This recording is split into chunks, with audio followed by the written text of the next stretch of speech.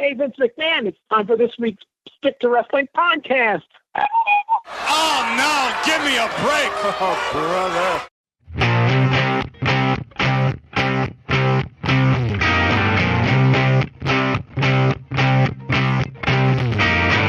Hi, everyone. Welcome to Stick to Wrestling. This is a classic pro wrestling show. Yeah, we generally talk about the 70s, 80s, and 90s. I'm John McAdam. I'm the host of this show. Give us 60 minutes, and perhaps indeed we'll give you a wicked good and rawbone podcast.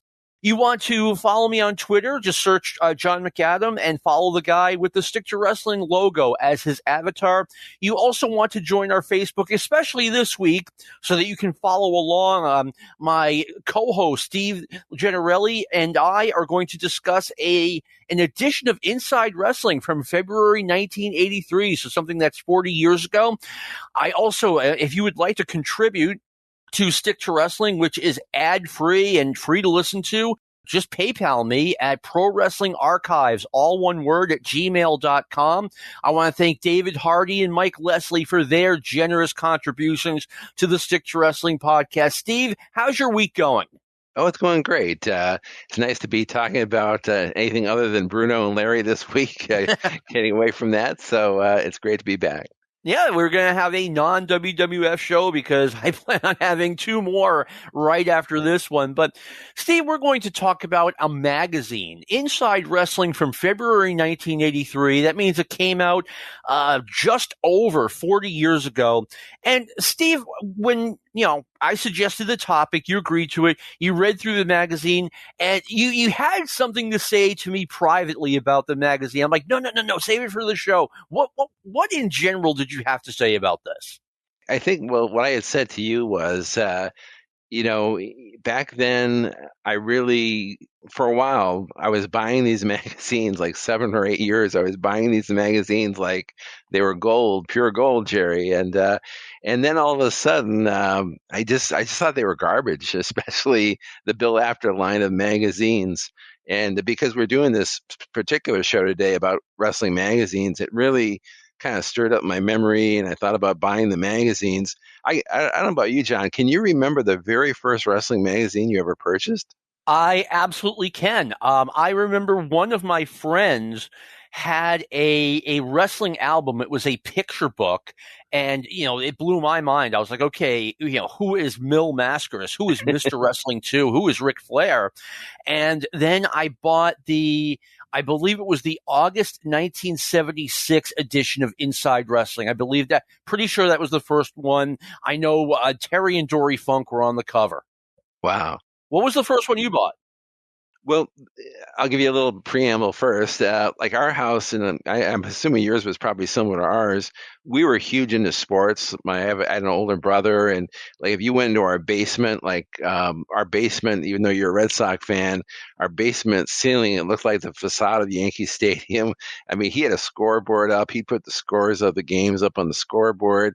And we had covers of magazines all over the walls, Sports Illustrated. We had stacks of Yankee yearbooks. We had everything. So I was already kind of familiar with sports magazines and sports books. And I knew Ring Boxing was a huge magazine for boxing enthusiasts. So one day I was in my drugstore, and this is shortly after I became a fan around the same time you did. I'm in this drugstore, and I see The Ring Wrestling.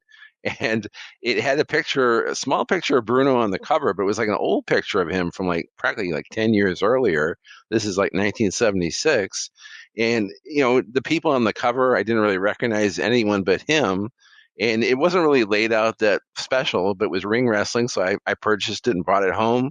And it just opened me up to this whole new world. I mean, you had Nat Lubay, the publisher, on the inside. He had this column, The Way I See It. He had this great commentary about the state of the business, the state of wrestling. And it was a very thoughtful commentary. It wasn't like After-ish, where I was really insulting your intelligence. And the best thing about the Ring Wrestling magazine, if you went all the way in the back, practically to the end of the magazine, you had all these arena reports from all over the country. And it gave you all these details of what really happened in the matches. And you learn so much. Like, for instance, like with the WWF, when they covered the Pittsburgh area, and I didn't know about this, maybe you learned it at the same time I did, I learned at the same time you did. Pittsburgh had this posse of wrestlers who I had never heard of: Sergeant Frank Holtz, Johnny DeFazio, Jim Grabmeyer, Frank Durso. I mean, these guys were never on WWF TV, but they had their own little circuits. So that stands out to me as a magazine that I really enjoyed and would as the years would go on. Yeah, that is how I learned that Pittsburgh, West Virginia, and Eastern Ohio, like it was WWF, but it was a little bit different. And the magazines were different. And I really want to emphasize this to everyone, okay? I'm gonna have some negative things to say. But I mean, I grew up on these magazines. Like they were as big a part of my childhood. Like wrestling was as big a part of my childhood as baseball, basketball, football. The magazines were as big a part of my childhood as the Red Sox, the Patriots, and the Celtics. I mean, it was just, it was huge. It was a big deal to me. And I look back at them now and I just kind of shake my head. And when I say that, I mean, I think the first time I really did that, Steve, was like 25 years ago. Just like I can't even, just let's say I'm eating by myself at home and I'll just grab this magazine to thumb through to keep myself occupied. It's like I couldn't even read the articles. They were so terrible. Yeah, it just, looking back on all the magazines, I mean, you had not only Ring Wrestling, they had Tom Burke's articles, again, really thoughtful, respectful articles, Fan Club News and Bulletin News. Wrestling World had articles very similar to that. You had Georgianne Orsi, who became Georgianne Macropolis. She had a lot of the insider fan newsletters. And I remember Tom Burke one time had a great article in Ring Wrestling. It was so detailed with facts all about Chris Colt. It was like a biography of Chris Colt within like 4 or 5 pages. But even though the After magazines had a lot more glitter and these splashy covers and great covers, you found out sooner or later that, God, they had no substance on the inside, and the other magazines were so much better. I agree with you 100%. The After magazines, and you brought this up, if you purchased The Ring, if you purchased Wrestling World, what were the other ones? What was the Kaiser magazines called? Wrestling News was one, and he basically bought out. I think he bought out Ring Wrestling when that was kind of dying out, and it became the Wrestling News, and that carried on. And I think his last issue was like 86, but yeah, the Kaiser magazines were just phenomenal with every territory you could imagine, and not one territory was left out. No, there weren't. As a matter of fact, I am surprised I didn't just make up my own territory and start sending results in, which I'm sure someone did. But like you said, like the After magazines, those magazines, the negatives were like you'd see a picture of a guy and you'd be like, okay, this picture is like 15 years old. Give me a break. The After magazines tended not to do that. Although, like you said, once you got past the news and the ratings, there really wasn't a lot of substance in the After magazines. And again, I can't emphasize this enough. I mean, I love these things. I grew up on them, and it's something that I grew out of eventually. I mean, I was still buying them when I was in my early 20s, and then in end of 86, I started getting the Observer, and it literally made the After magazines obsolete. And I mean, like, bam, overnight, these things are completely obsolete to me. Yeah. And for those folks that have a lot of the older back issues, especially the ones in the 70s and maybe even the 60s, I think where the After magazines really excelled, they had phenomenal photography in these magazines. And this issue that we're going to go over is a good example of that. But I think that they really excelled too in selling, like, we'll use this example, the Battle Royal. I mean, they made these Battle Royals out to be the most exciting match of all time. And 30 wrestlers all in one ring, and they're all superstars from all over the world. And of course, you and I have attended some, and they were always extremely disappointing. So that was quite a difference between what you saw in the magazines and what you saw in person. I mean, the battle royals, like I said, they were. I've said this on the show, best left to the imagination, because not only were the battle royals, it sounded so good on TV, it looked so good in the magazines, and then you go see one, and not only were battle royals not entertaining, they messed up the rest of the card. Right. I was astounded. I mean, I learned some of this from you and hearing what you had to say, that on some of these older WWF shows, it would basically be, the Battle Royal and then a bunch of squash matches where it would be a name guy against an enhancement guy. And nobody really wants to pay to see that. No, I mean, I learned quickly that Battle Royal night was, just one of the worst wrestling nights out there. When you have the Battle Royal early and then on TV, they're like, yeah, and we'll see who's uninjured enough to continue wrestling. The promoters will be scrambling to put these matches together. Well, you already bought the ticket. So it doesn't matter what they give you after that. And yet, after the first one, I still kept going, Steve. I glutton for punishment with the Battle Royals, just like the magazines. I think we were lucky in that the WWF, for whatever reason, they never really pushed the Battle Royals too heavily. It was always like the AWA. That was a big deal there for maybe a month of the year. And, of course, in California, they were big for the two California promotions, but never really big on the East Coast. No, they did one in Boston about every 4 or 5 years. They kept it fresh, and that's how often we were subjected to it. When the Hogan era came in, I think I'm pretty sure they got rid of Battle Royal Night in New York and Boston. Yeah. Well, hey, we've got this great magazine to go over, so I was going to say, now, another reason to join our Facebook group, I want to thank Wrestling Scans for providing this, and I will put up the link to this magazine on the group, so if you want to follow along, it'll be right there for you. Steve, the cover. Now, the After magazines had gotten away from the bloody covers. Generally speaking, like right around the 70s, they started putting up, pictures of either good-looking, muscular, or both wrestlers, Mil Mascaras, Kerry Von Erich. But here we have something that I had never seen before. And like the Battle Royal, a match that's best left to the imagination, I had never conceived of a barbed wire match until I saw this cover. And here you have on the cover of the magazine, Dusty Rhodes covered in blood against Terry Funk, who you really can't see, but you can tell he's bleeding. I mean, Dusty's got the blood pouring down his chest. One of those things where you're just praying you don't know the cashier when you buy this thing. No, I wouldn't be embarrassed to buy this magazine, but you're right. It's got a complete bloodbath on the cover, and I did a little research after seeing this photo, because I think for any long-term wrestling fan who knows about the big stars of wrestling, there's very few feuds more known. I mean, this is right up there with the Hatfields and the McCoys. Dusty Rhodes against Terry Funk. I mean, one of the most legendary feuds of all time. So I did a little research on this, and this is mind-blowing to me. This feud actually lasted through parts of 5 decades. 5 decades, mind you. So the first time that they ever met, and they were both like within their first or second year of wrestling, was September 22nd in 1969 in Abilene, Texas, which I think was part of the Funk's promotion. It was. And, that year they had 10 singles matches with each other, and then they had 5 tag matches with each other. And I got this, if you're wondering where I got this information from, folks, I went to the Clawmasters archives. It was Jim Zordani, who passed away. Lots of great results on his site. But so I went through all these years. They would wrestle in every decade, even in the 2000s. The last year, 2005, they had 2 singles matches, one in South Carolina, one in Davie, Florida. I added them all up.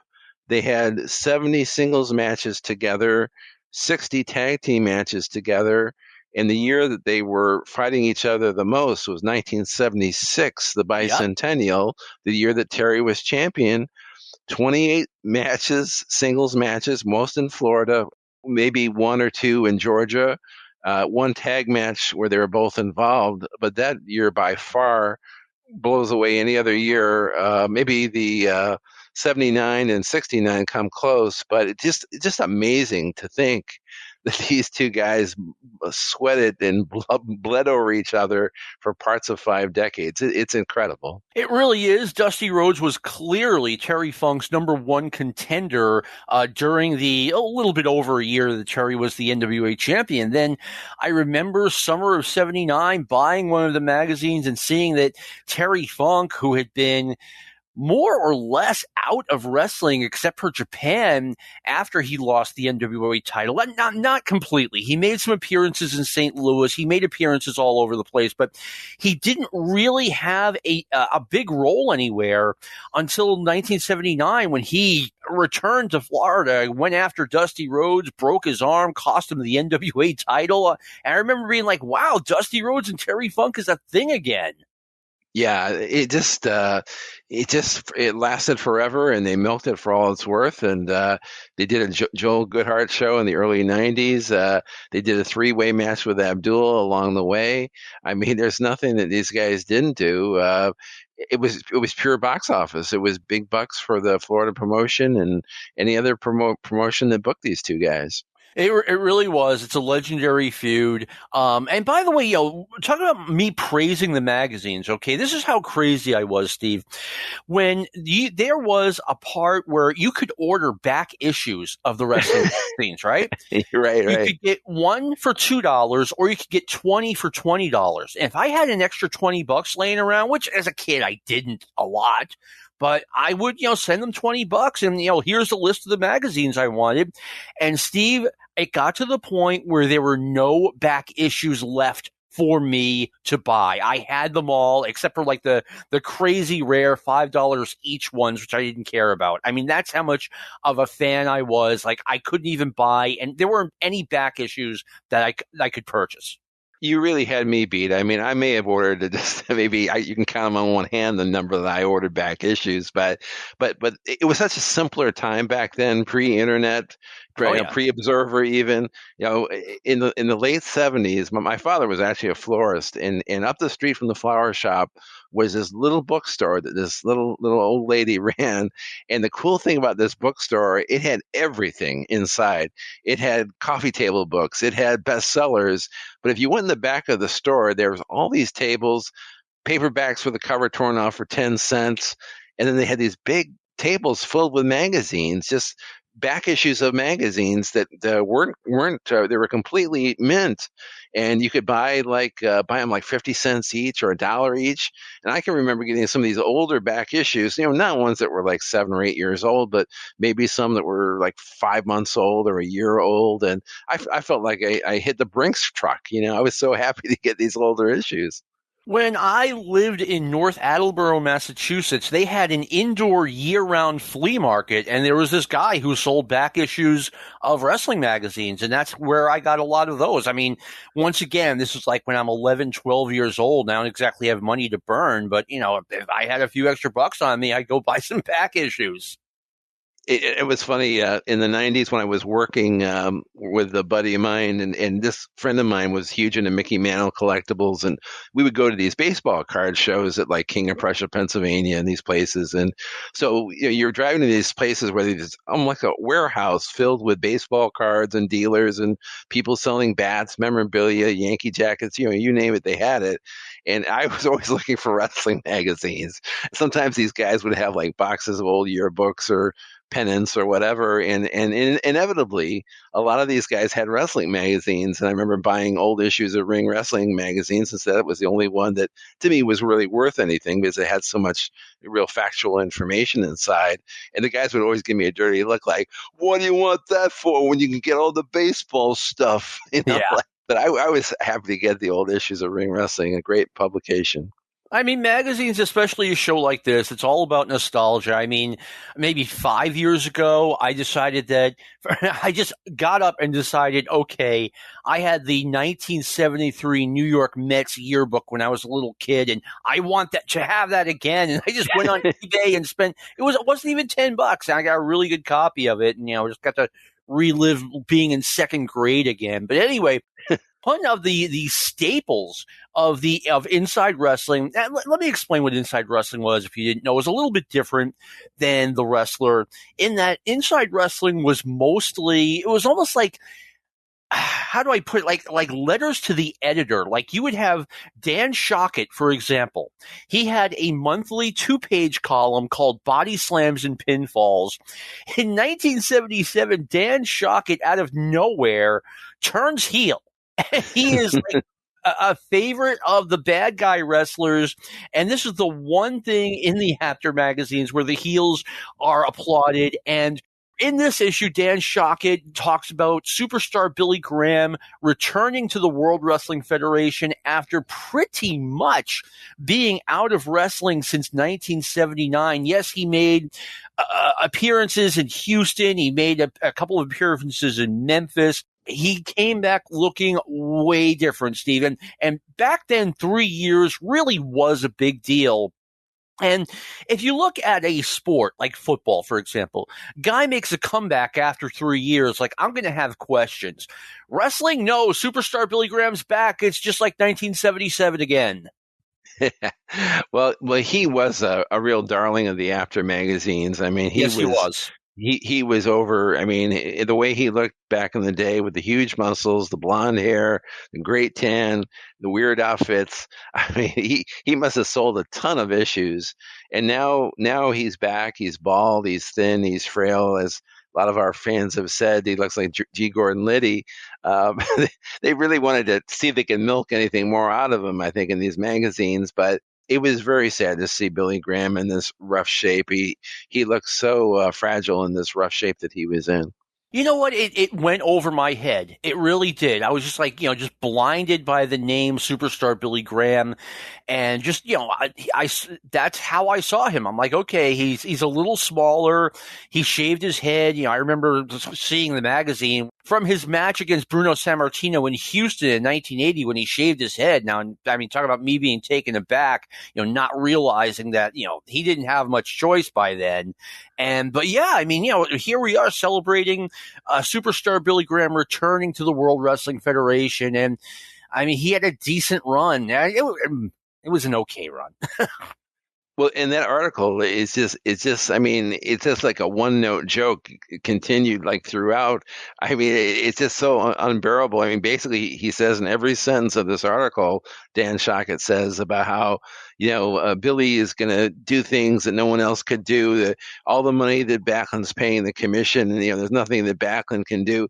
I mean, the article makes complete zero sense. I mean, if anybody who had been to the matches that knew that, Backlund has dominated every opponent, I don't even think that the dumbest child would have believed this article. It was so ridiculous.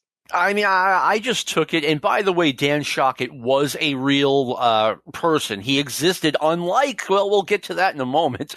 But he was real, and he really did pass away in 1985. But yeah, I mean, Dan Shockett, his whole shtick was the delusional, I love the bad guys writer. Right. What did you think of Peter King's editor's notebook, where he allows a certain famous wrestler to write his own article there? Did you remember that? Oh, that's right. Yeah, Peter King had this 1-page thing every week, and he talks about Jimmy Snuka basically takes over. And Peter King says, I wanted this month's column to be about Jimmy Snuka, but I didn't know what to say. Then the following letter came in the mail. I feel all the fans should read it as it is addressed to them. Wow, what a coincidence. The letter fits perfectly into exactly how much space they need to fill up. But yeah, Jimmy Snuka writes this ridiculous letter to Inside Wrestling, and they publish it. And again, it's viewable if you join our Facebook group, and you'll be able to click it and see what it is. Another regular feature was by On the Road by Craig Peters. Craig is one of the nicest people I've ever met, and he travels to North Carolina to hang out with Jimmy Valiant.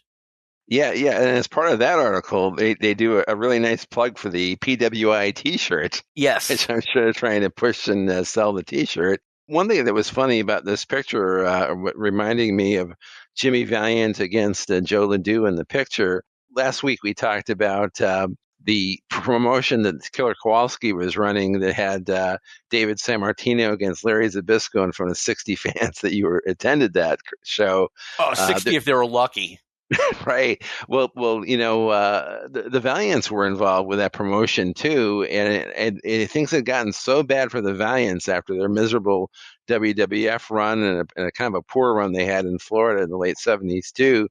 They were actually selling sodas for that very promotion at a TV taping. Both of the Valiants, and but here's Jimmy Valiant back. He's feuding with Joe Ledoux in the Carolinas, and God bless him. This is the beginning of a long run and a very profitable run, being a real box office star. And to me, if you had to ask me what were the biggest shocks of wrestling of your lifetime, seeing Jimmy Valiant go from being forgotten in the WWF, getting even pinned by Lou Albano in Madison Square Garden, and him revitalizing himself, and all of a sudden, with his new look and whatever he had to offer, he was pure gold in WCW or NWA for the Crockett's. Yes, and Steve, just so you know, I mean to correct you or anything like that. It was actually Johnny and Jerry wrestling for the Kowalski promotion. Well, thank you for that. Thank you. I don't think Jimmy was part of it, and Ron the Bandit Shaw was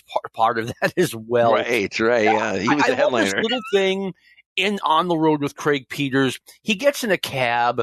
And the cab driver says, hey, say, where did you get that T-shirt? You work for that magazine or something? And then the cab driver goes, well, maybe you can tell me something. How come everyone is down on the Boogie Woogie Man? Why can't they just leave him alone? I would be like, why don't you just leave me alone, cab driver, and get me where I need to be? But I mean, this is just the nature of the magazines. Like, they have these insane things and conversations that just, I know they never happened. Maybe this one was real, because as you and I know, sometimes when people say, oh, I hate that wrestling, and then they say to you, but tell me about this guy. What happened to him? And all of a sudden they go and ask you about 20 questions in a minute. No, I mean, totally. Another regular was behind the dressing room door with Stu Sachs, which could be about anything. And like I said, these are almost like letters to the editor from newspapers, just one guy spouting off his opinion or making up a story, whatever. This was about Terry Funk running around with his fake NWA championship, and which, I mean, got a lot of heat with me personally. I'm like, you can't just buy a title, Funk. You got to earn it. You stink. Was there ever any real payoff to that feud, or that gimmick of him having like a replica title that meant nothing? Steve, I'm glad you asked that. It really felt like an angle that the magazines, and for the magazines, by the magazines, because I don't remember Terry Funk. I have never seen Terry Funk on television with that title. Like, I don't think he ever went, I don't think he ever turned it into a real life angle. I think it was just a magazine angle, and they had those. Yeah, that must be what it was, because I never heard of it, honestly, until now. I didn't even know it existed. No, I knew about it, and it got me all steamed. So let me see. We've got, why did I not buy this? Captain Lou Sings. He's got a record out with NRBQ, and for $2.75, I could have had this collectible, but no. I'm sure Scott Cornish has it. He has all the wrestling albums. John Boucher probably has it. He has all the wrestling merch. But anyway. I want to intervene one thing on that Matt Brock's column that you alluded to, the one with the Terry Funk belt. Mm-hmm. There was one other piece of gold on here that we just can't let this slip by. He was talking about the big angle where Jimmy Snuka got beat up by Albano and Stevens. And this is what he had to say. He says he was wondering, like, how come nobody came to Jimmy's aid? And, like, how come Strongbow or Putski didn't come out? And he says, I wouldn't be surprised if that fat fiend went around to all the dressing rooms and Jimmy, the doors shut so that they couldn't come out. I mean, who wrote this? A sixth grader or seventh grader? It was the most ridiculous scenario I've ever read. Oh man, let me find. I'm going down looking for the Matt Brock column. I remember when they added Matt Brock. I want to say 78, And so I'm like 12, 13 years old, and I'm like, they have this picture of the guy wearing a visor, looking down, there it is, looking at a typewriter, and I could tell right away Mac Brock did not exist. The column was about him traveling all over the place. The guy would go to like 5 or 6 cities per month and come back with a paragraph about Terry Funk in this case, or Jimmy Snuka. It's like, this does not seem like the most useful way to spend money. We're going to fly this guy to 6 different cities, put him in a hotel, and we'll have 2 pages filled with big pictures on top of everything. He was the grizzled veteran of the wrestling journalism world, and always had the cup of coffee ready to go. And I can remember being a kid, like, reading it before I went to bed at night, just thinking, my God, maybe I could be Dan Shockett when I grow up someday. And then they had the one-on-one. Now, this came in around 1978, and it looked very futuristic, where they would have these video phones, and you would have 2 guys usually arguing with each other. And in this issue of the magazines, we've got Captain Lou Albano and Buddy Rogers having a conversation. And every month in Inside Wrestling, they also had the hot seat. And in both cases, Steve, they're similar. Like the hot seat, they would talk about a guy flying into New York to be interviewed. And I'm like, okay, I'm reading this conversation. It took me, if these guys were talking really slow, it was going to be about 120 seconds of conversation. Ditto the one-on-one. It's like, I mean, just one crazy thing after another with these magazines. Yeah, the hot seat. I mean, it tried to be like the Playboy interview of the magazine, I guess, but it was just so contrived, so ridiculous. I mean, just so uncreative. I mean, it was miserable reading it. I couldn't even read it. No, that's the thing. I mean, these are when I would buy these 40 years ago, believe me, as soon as I walked in the door, that magazine was getting read cover to cover within 30 minutes. But I mean, you look back now, it's like, okay, I like the pictures, but there's nothing really readable. But let's talk about the good stuff of the Inside Wrestling. And it's good now. It was great back in the day. The 2 really good things. One was the ratings, and number 2 was the names making news, which was basically the news part of the magazine. And if you lived on the West Coast, this is how you learned that Jimmy Snuka has finally turned babyface, and they told you what happened. Yeah, reading this news part of the magazine, it had one little nugget of truth that really got me, put a smile on my face.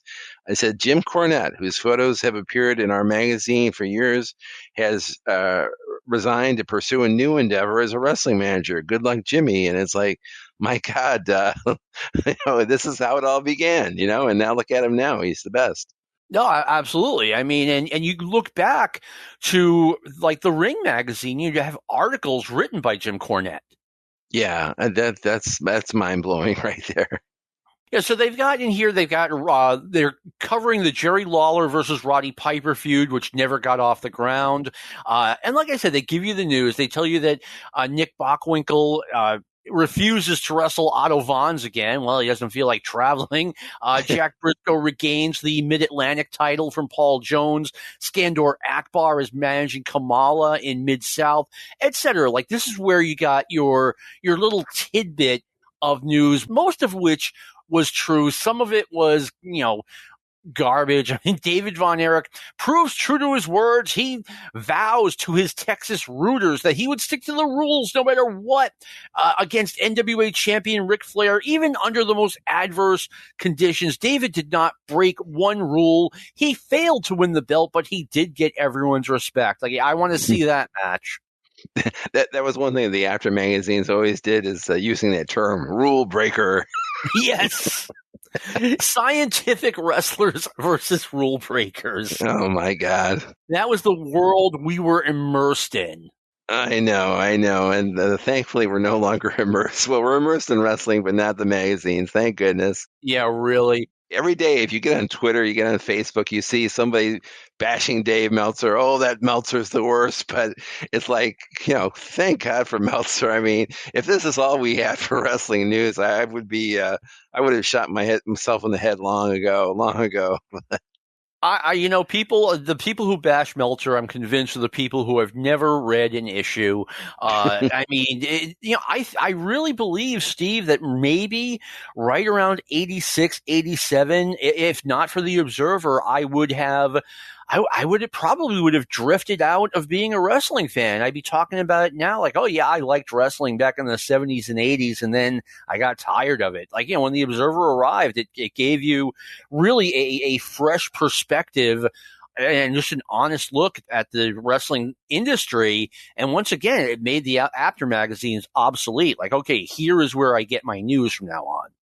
Oh yeah, I would say it really enhanced my enjoyment of watching wrestling back then, and this is the late '80s. I'm sure that's when you're reading it too, and so it comes in the mail Saturday, maybe 1:00, and maybe you saw some wrestling earlier that morning. You're going to watch a lot more later as the day progresses, and you're talking about what's happening in every territory. You're hearing little snippets about what might happen, and you watch all the shows, and then another week goes by, you get another issue in the mail. I mean, it was just great, and I'm sure you did this too. As the wrestling newsletters got to be a big thing. You had Pro Wrestling Sushi. Ron Lemieux had a newsletter. Pro Wrestling Torch, Steve Beverly's newsletter, and gazillions others. So it just Meltzer definitely didn't start it because there were bulletins going way back many decades, but his was definitely the best. No, that's something I've said it before. I look back on and I regret,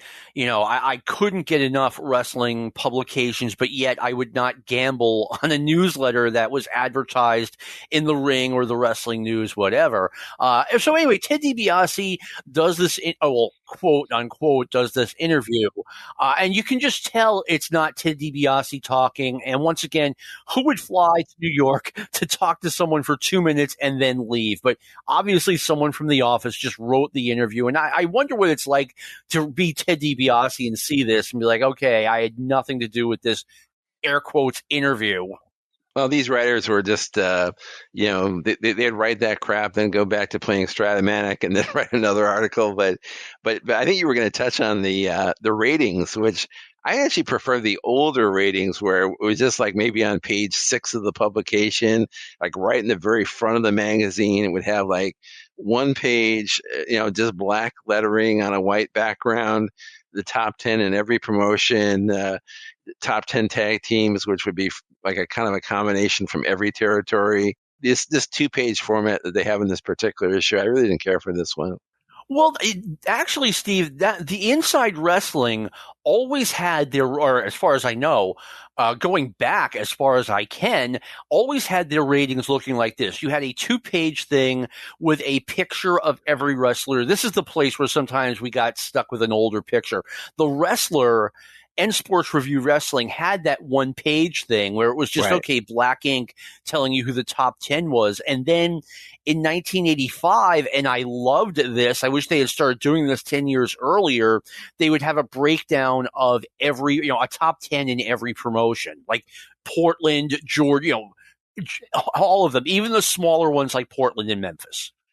Actually, how the other magazines did it, like, say, Wrestling World and Ring Wrestling, and those I think with Wrestling World, they may have done a top 50, and with Ring Wrestling, they did like a top 25 of just the top men, the top women, and top tag teams. I kind of like the way that they did it better because it just was more mysterious. Like, how did they come up with this? Is it just there wasn't really any rhyme or reason, but it did make a lot of sense the way they usually did it. So. I mean, I remember walking into the drugstore or whatever and ready to buy my wrestling magazine. And before I even bought it, I would just like go in there and open it up. And the first thing I would do is look at the ratings. The ratings would tell you basically 2 very important things. Number one, did a world championship change hands? This is before I was getting Georgia. By now, I was getting Georgia Championship Wrestling. But let's say if the AWA title changed hands, that's number one. Number two, if someone turned heel, they would almost automatically be placed on the top of the most hated list. And they don't do it here, even though Ted DiBiase has just turned. Superstar Billy Graham has come back to the WWF, so he's number one. Ric Flair is getting heat from all the different territories, so he's number two. And where's Ted DiBiase? Let me find this. Because it's split up into 2 pages and it's kind of hard to read. Okay. Ted DiBiase is number 3. The newly turned Paul Jones is number 4. Buzz Sawyer's on national cable. He's number 5. And then we get Stud, Bockwinkel, Kamala, Sergeant Slaughter, and Abdullah the Butcher to round up the top 10. Now, one thing we didn't mention about the cover of the magazine, there was a smaller photo of Hulk Hogan pounding on a very dazed and confused Ken Patera, who looked like he was... I love dazed and confused Ken Patera. He looks like he's on Queer Street for sure in this photo. but they had a really nice article in the issue, kind of comparing them, and they had a tale of the tape between the two. What are your thoughts on that article, or just the two of them in general? Well, I did like that article because it came across, unlike most of the stuff that the Aftermags did, I mean, it came across as something legitimate. Like they're really trying to compare these two the way you would compare two boxers. Yeah, it did have a sense of legitimacy to it, and because these guys are two guys that we talk about a lot on Stick to Wrestling, I was just kind of curious. Again, how many times did they wrestle, and where did they wrestle? And so again, I did a little research. It turns out they wrestled 32 times, according to the record books that I found through Clawmaster's results. The most times they wrestled were 15 in 1982. 13 in 83, and then just a handful in other years. So 32 singles matches, 50 tag team matches, and most all of that, with the exception of some 1985 WWF, was all AWA. So I kind of think that this version of Ken Patera wasn't nearly as exciting as, say, 1976-77 Ken Patera, when he was so big like that, 300 pounds against Bruno, against all the baby faces he injured, like Billy White Wolf. He injured Kevin Sullivan and a few other guys, Johnny Rivera, I think. Yep. I mean, when he could do those flying leapfrogs, he was just so agile and so powerful, and he would do the feats of strength. Do you remember when he blew up the hot water bottle? He blew it up in the ring with Vince announcing, and he like staggered backwards once it blew up in his face. It really looked like it did a number on him. I will never forget that. That was so hilarious. Yeah, but you really believed in it too. I mean, it was one thing to see him bending the bars and stuff, and you always kind of wondered, are these bars worked or whatever. But with the water bottle, that seemed like a legitimate thing. And I like that gag they did years later on TNT where Vince was driving the truck and he was holding it back with his feet. That was a good one. Yeah, the test of strength with Patera were funny, and I definitely remember that 77 one when he was doing it in the middle of the ring with Vince McMahon, and the hot water bottle blew up, and Patera just had this look on his face like he was the. I saw this commercial for Cocaine Bear yesterday while watching football. That's what he looked like. Yeah, he just staggered backwards. He looked like he was just really took a pounding there. But so, what else did you like in the magazine? Well, they really got a lot of mileage out of this. I think it was 77 or 78 when Ken Patera was on the World's Strongest Man competition. That's right. Which was kind of a big deal back then. And here it is 5 years later, and they're still milking it. But what you're seeing in this picture, and they're talking about it, is, Ken Patera legitimately, here's the proof, is one of the strongest men in the world. He was the only wrestler that really did really well for himself. The other ones like Superstar and Putski and Jerry Blackwell, they just might as well not even shown up. I mean, but he was so good, and his personality on that show really came through with Brent Musburger. He was like the Patera that we knew from WWF. But the other guys, I mean, Billy Graham must have been coked out of his head. He couldn't do anything. He had no promos on the show. He was just completely stoned. No, Graham, I thought was a good interview, but I think he's one of the most overrated interviews out there. And I've talked about this before. People say, "Oh, superstar Billy Graham, 20 years too soon." No, Graham would have been just another guy if he had come out 20 years later. But another monthly feature we have in Inside Wrestling was called a Capsule Profile. And this one is for Brad Rangans. And basically, they talk about Brad Rangans, but then they have they put in little quotes supposedly from Brad Rangans. They talk about a quote from Brad: "I think an amateur wrestling background is necessary before anyone can even contemplate a professional career." Like he actually said that. George Steele certainly didn't need an amateur career. And then you get every month we got a close-up picture of the guy who did the capsule profile. And another thing that they did, and I always thought this was pretty cool, where are they now? Because sometimes these would come in handy. I didn't know what a particular wrestler was doing. One guy they had on here was Moose Cholak.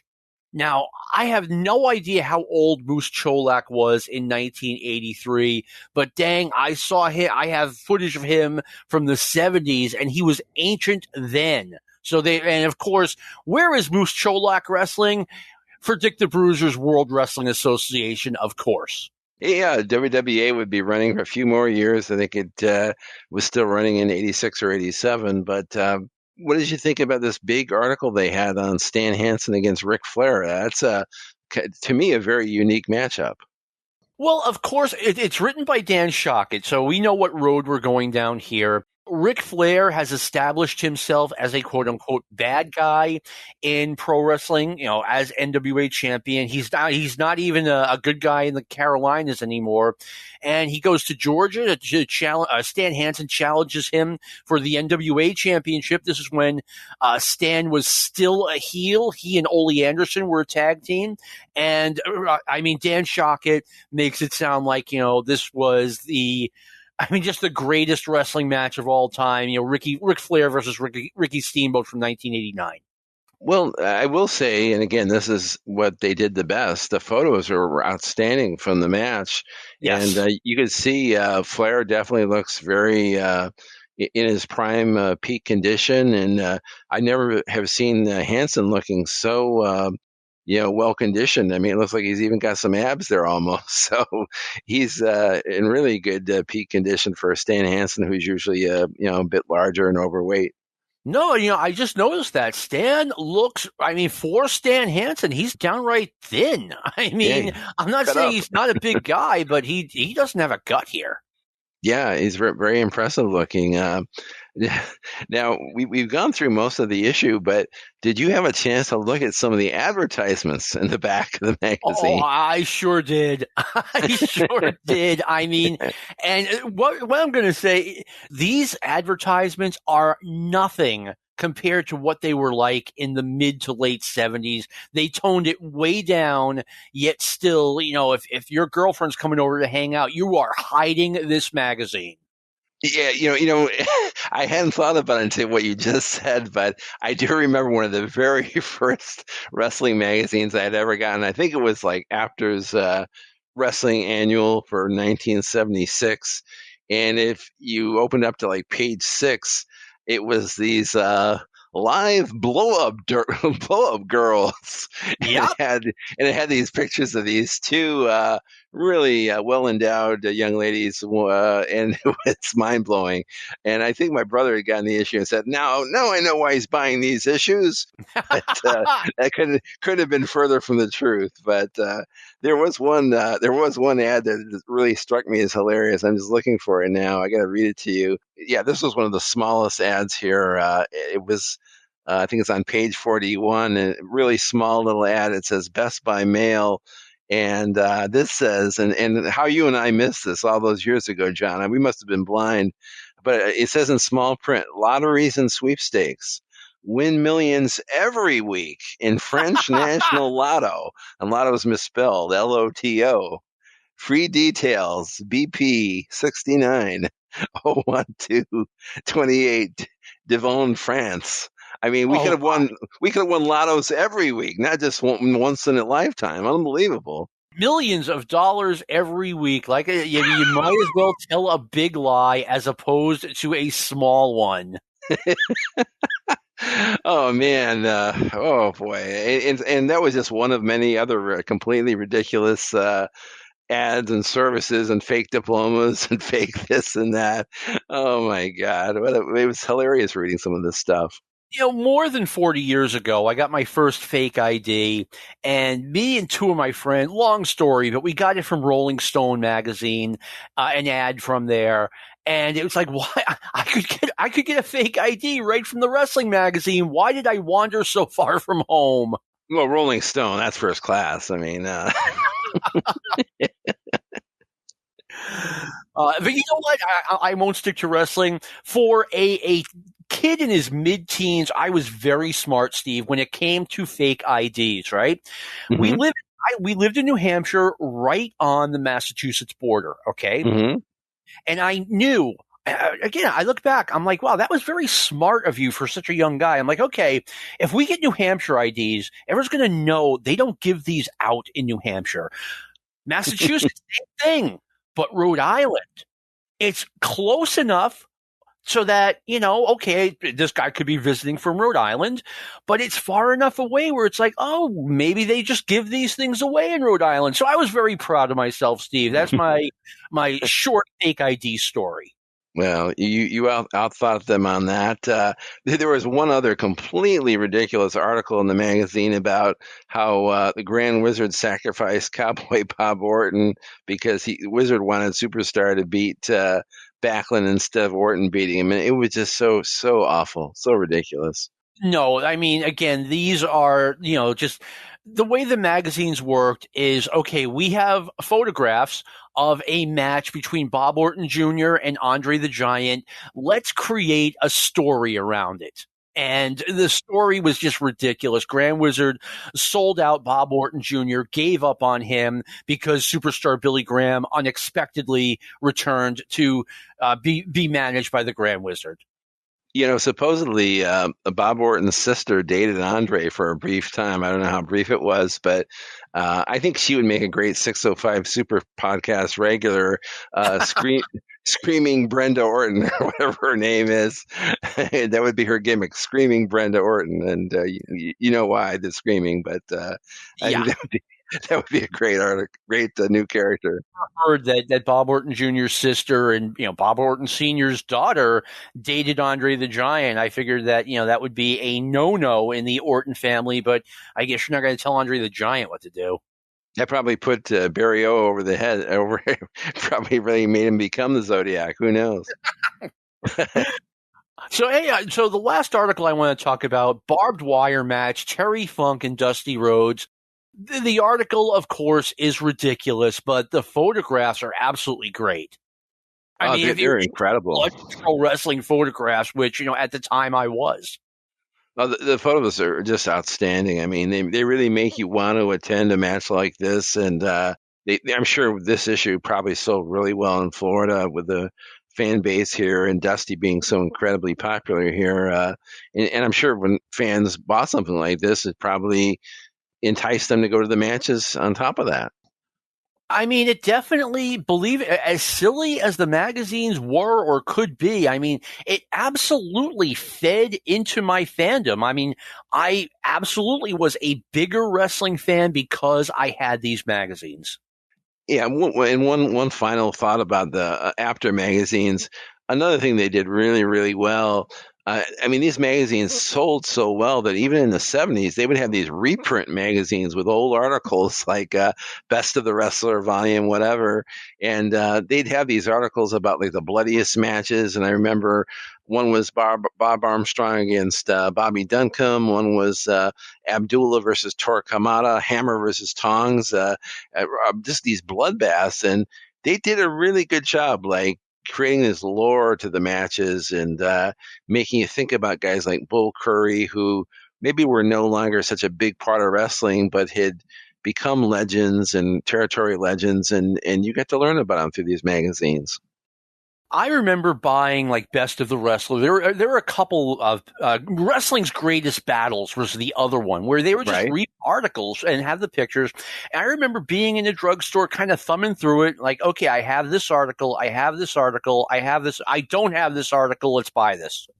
Oh yeah, I think that even though wrestling really got super popular in the '80s, as far as just becoming more mainstream, and of course in the decades that have followed, I think that those fans have no idea how extremely popular these magazines were in the '70s, because even these old issues that we're talking about, these reprint magazines, were selling like hotcakes. I mean, they were if you didn't get them, they were gone. I mean, the newsstands had practically almost like a dozen different magazines every week, well, at least every month, that were selling like hotcakes. So more power to Apter and these guys that were putting these magazines out.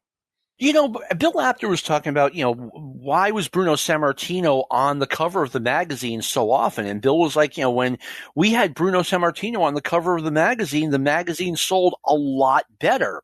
And Steve, that's always kind of confused me, because growing up, you know, and it's kind of sad. Like, I can't remember the last time I bought an actual magazine. It's probably been at least 12 years, and that's just gone because of the internet. But I had the magazines that I would buy, okay? Like every week I would buy the Sporting News. Didn't matter who was on the cover, okay? Oh, sure. Mm-hmm. I would buy the wrestling magazines. I would buy a Sporting News, and the cover didn't matter to me. But I guess it mattered to other people. I don't know. Yeah, I'm sure that because in those days, I mean, the news about wrestling compared to, I mean, the baseball scores you can get out of the newspaper, you could read about baseball in your daily newspaper, or the wrestling was always so mysterious. I could see why the sales. I remember Bert Sugar, I think, had said that the wrestling magazines outsold the boxing magazines by this enormous proportion, like 5-1 or 50-1 or something, but wrestling was so mysterious, the fans had to rush out and buy these things just to get any information. Even if it was wrong, it was at least getting something. No, they, in the Boston Globe and in the New York Daily News, they would usually print the results. The Globe would have it from the Boston Garden. The New York Daily News would have the results from Madison Square Garden. But that was it. It was just the results, you know, Dusty Rhodes Detour Kamada, and it was in the smallest print imaginable. I mean, that's all of the coverage wrestling got in the newspapers at that time. So, yeah, if you're a wrestling fan and you want more than what you're just seeing on TV, this is your only option. Yeah, it was. I used to, my father would get the New York Post for us, and they would have those thin little ads for the next garden show. Like on a Monday, they'd have the ad they'd have the ad in the paper, and then he would get the evening edition, I think, on Tuesday, which would have the results from the late Monday card at the garden, and they'd usually have it like in the back, kind of where the horse racing results were. Yep. This like in heavy black font, like Bruno beat Patera, or Dusty beat Graham, and then they'd usually have a nice little kind of cover all the other matches, and sometimes they would say who was on next month's card, but I mean, even getting that, I felt like I won the lotto. I mean, I was just, for a wrestling fan, this was like water in the oasis. It was just unbelievable. Oh, yeah. I would sometimes go to the 7-Eleven down the street from me and just pick up the newspaper and look at the results from Madison Square Garden. I mean, I thought Greg Valentine was winning the championship from Bob Backlund, October 1981. And it just said Greg Valentine D. Bob Backlund. I'm like, okay, that could mean anything. I am nowhere more informed than I was coming in. Steve, the hour always goes by really quickly. This was another great episode. Thank you for your contribution as always. Well, thank you, John. I when you told me what the topic was, I didn't really know we would get through, but it really gave us a chance to kind of pay homage to the old wrestling magazines, and we're really happy to do that today with you. No, that was cool. And like I said, we got to go over, we didn't even touch on the results. We've got, that was 2 pages that they killed every month, and that's kind of it. But yeah, it was a good episode. Thanks very much. I want to thank everyone for listening. I want to thank Lou Kipilman for all the great work he does producing Stick to Wrestling. Believe me, he does a lot of great work. And I want to thank Brian Last for giving us this forum. This has been a production of the Arcadian Vanguard Podcast Network. We'll see you next week. This concludes our podcast day.